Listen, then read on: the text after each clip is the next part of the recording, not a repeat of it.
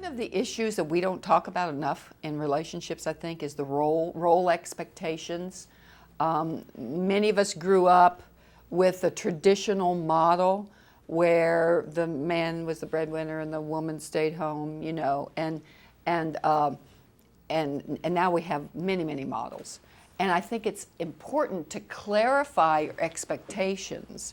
One of the ways that men, if you have a heterosexual couple, one of the ways the man leaves the woman alone is in regard to everything else that needs to be done around the house. Yes, men are doing more. We know that it's coming up. The percentage is getting closer.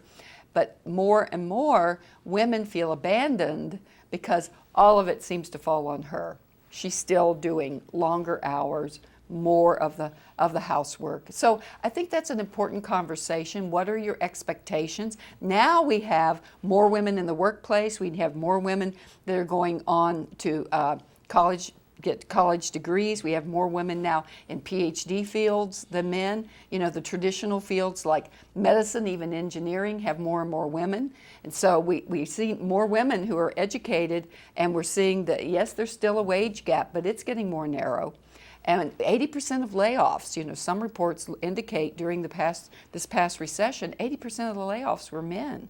And so, yes, they're going back to work now because more of those jobs were lost. But how do you manage this with roles? And I have to tell you how many people I see where, let's say he's lost his job and she is working, but he does not want to pick up the burdens at home because that has not been his role. So this is an important conversation because it affects the whole system. Is always biased in the direction of the scorekeeper. You know, I know what I'm doing, I don't always know what you're doing. So here's the word I use. I say, in the big scheme of things, is this fair? Is it equitable?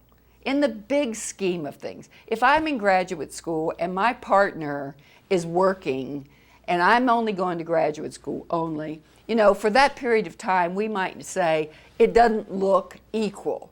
But in the big scheme of things, ultimately, this will be fair because, you know, conceivably, my wages will be elevated, everybody will benefit, you know. So is it fair? Is it equitable in the big scheme of things? And and it means bumping up against some role expectations. If I've never been a homemaker or done the dishes or the laundry or the cleaning or whatever in the grocery shop, those things that make a household run, I've never done that, doesn't mean I can't learn it.